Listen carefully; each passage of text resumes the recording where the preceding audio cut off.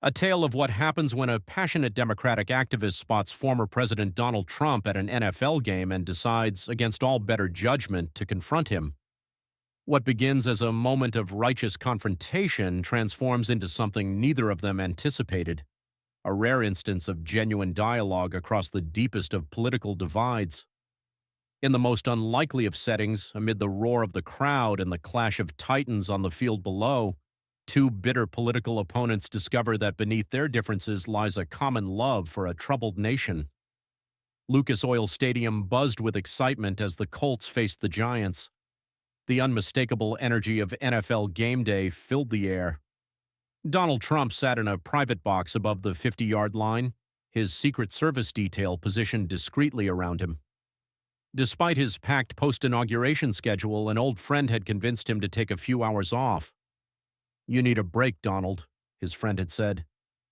3 boxes over sat Catherine Mitchell, a passionate Democratic community organizer from Bloomington. Her husband Michael had surprised her with tickets, hoping to give her a day away from the political tension that had consumed their household since the election results. Michael noticed her stiffen beside him midway through the first quarter. "What's wrong?" he asked, following her gaze across the row of boxes. "He's here," Catherine whispered, her voice tight with emotion. "Trump is actually here, watching the game like nothing happened, like half the country isn't terrified of what he's going to do next."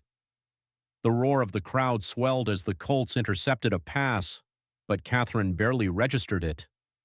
Something was building inside her, a pressure cooker of frustration, fear, and righteous indignation that had been simmering for weeks. Before Michael could stop her, she was on her feet. "I need to say something," she said. "I'll regret it forever if I don't." Michael grabbed her wrist. "Kate, please, not here, not now." But Catherine was already moving, slipping past knees and excusing herself down the row, her heart pounding in her chest.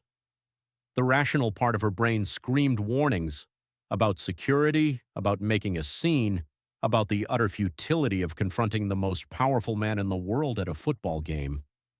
But that voice was drowned out by a louder one, the voice that said if good people stayed silent when face-to-face with those they believed were harming the country, therefore what was the point of believing in anything at all? She approached the entrance to Trump's box, where a stone-faced Secret Service agent immediately blocked her path. "Ma'am, this area is restricted," he said firmly. "I just want a word with the president," Catherine replied, surprised by the steadiness in her voice.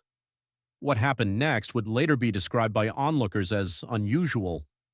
Trump himself, noticing the commotion, waved the agent aside. Perhaps it was boredom, perhaps curiosity, or perhaps the unique confidence of a man who had weathered countless confrontations and come out on top, but he seemed almost amused by the interruption. "Let her through, John," he called to the agent. "It's a free country, after all." Catherine found herself suddenly face-to-face with Donald Trump, the man whose policies and rhetoric she had spent years fighting against. Up close, he looked older than on television, the lines around his eyes deeper, but his gaze was sharp and assessing.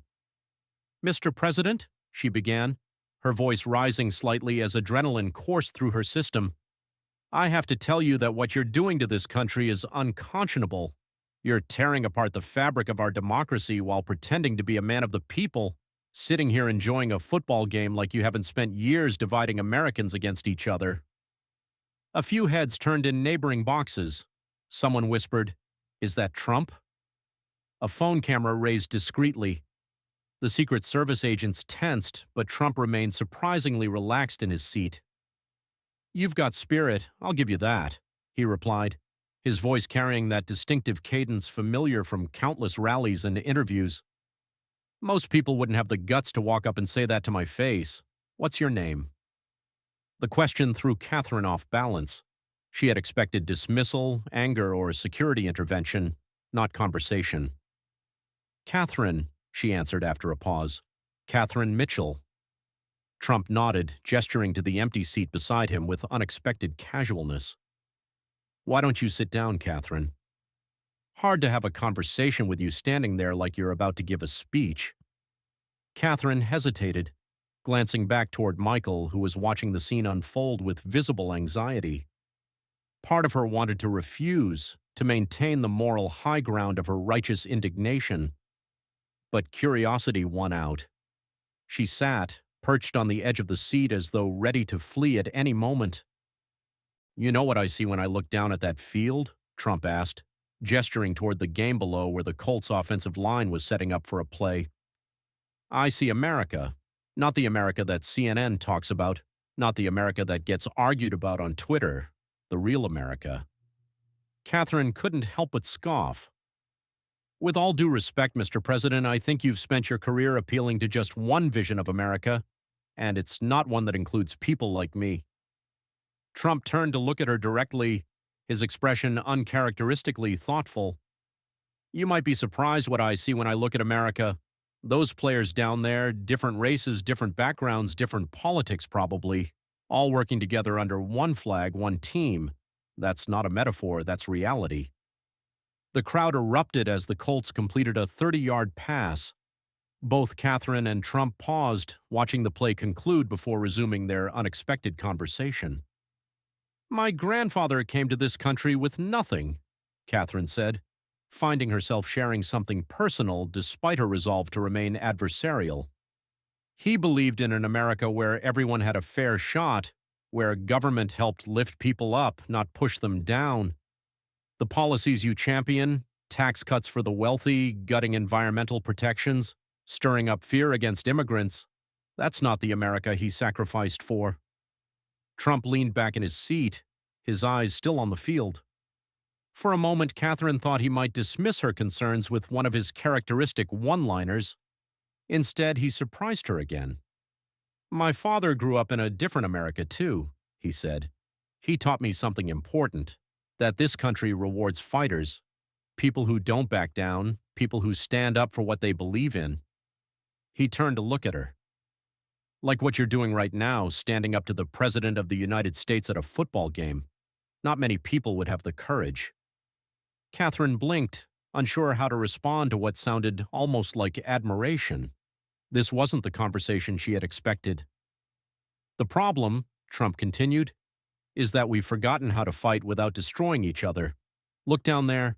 Those teams are hitting each other hard, but there are rules. There's respect underneath the competition. When did we lose that in politics?" A timeout was called on the field, therefore the stadium music swelled. In the momentary break, Catherine gathered her thoughts.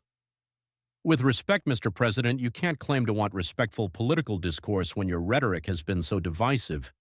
You've called your opponents enemies of the people. You've encouraged chants of 'lock her up.' You've painted people like me as threats to America rather than Americans with different views." For a moment, something flickered across Trump's face, recognition perhaps, or reflection. Then he nodded slowly. "You know what the hardest lesson I've learned in politics? It's that the game looks completely different depending on where you're sitting. From where I sit, I'm fighting for an America that's strong, prosperous, and proud. From where you sit, it probably looks like something else entirely." The Colts scored a touchdown, therefore the stadium erupted. Trump stood and applauded alongside thousands of others, Republicans, Democrats, people who cared nothing for politics, all cheering together for a moment of shared athletic excellence. When he sat back down, he turned to Catherine with unexpected sincerity. "You love this country, don't you? That's why you're so angry with me, because you think I'm hurting it." Catherine nodded, surprised by the sudden lump in her throat. "Yes, I do love this country, enough to fight for what I believe it should be." "Then we have more in common than you might think," Trump replied. "We just see different paths to making America great, but the love of country, that's something we share." He gestured toward the field again. "You know why football works? Because no matter how much those teams battle, at the end of the game, they shake hands. They remember it's just a game, therefore they're all part of the same league.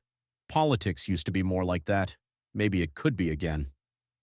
Catherine wanted to argue, to point out all the ways his actions had undermined that very possibility, but something held her back. Not agreement. She still disagreed with virtually everything Trump stood for, but recognition of something unexpected, the humanity of the moment. Two Americans with profoundly different visions for their country sharing a brief civil conversation in the midst of a football game. "I should get back to my husband," she said finally, rising from her seat. "He's probably worried the Secret Service has taken me to an undisclosed location."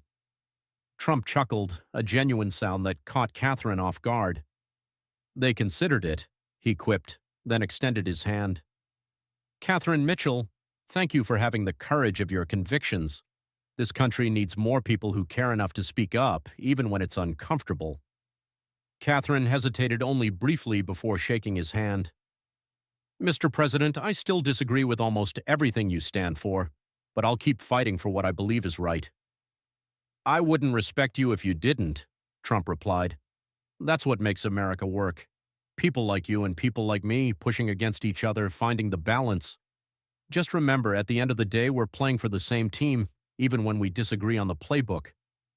As Catherine walked back to her seat, she felt oddly unsettled. The encounter had not gone as expected. She hadn't changed Trump's mind, therefore he certainly hadn't changed hers. Their fundamental disagreements remained intact, yet something had shifted, if only slightly, a recognition of shared humanity across the political divide. Michael looked at her questioningly as she sat back down beside him. "What happened? Are we being escorted out?" Catherine shook her head, watching as Trump returned his attention to the game below. "No," she said quietly. "We just talked." And she turned to her husband, her expression thoughtful. "I still think he's wrong about almost everything, but—" She paused, searching for the right words. "But I was reminded that democracy isn't just about winning. It's about remembering that the people we disagree with are still Americans, still human, even when that person is Donald Trump." The game continued beneath them, players colliding and separating, advancing and retreating, all within the structured chaos of the sport Americans had come to love. Catherine found herself watching not just the game, but the crowd, tens of thousands of people united momentarily in something larger than their individual differences. Perhaps there was a lesson there, though not the one she had expected to learn today. Not about surrender or compromise, but about perspective, about fighting fiercely for what you believe while remembering that across the divide are not monsters but fellow citizens, equally convinced of the righteousness of their own cause. It wasn't much in the grand scheme of things, but as the Colts secured another first down and the crowd rose as one to cheer, Catherine thought that maybe, just maybe, it was a start.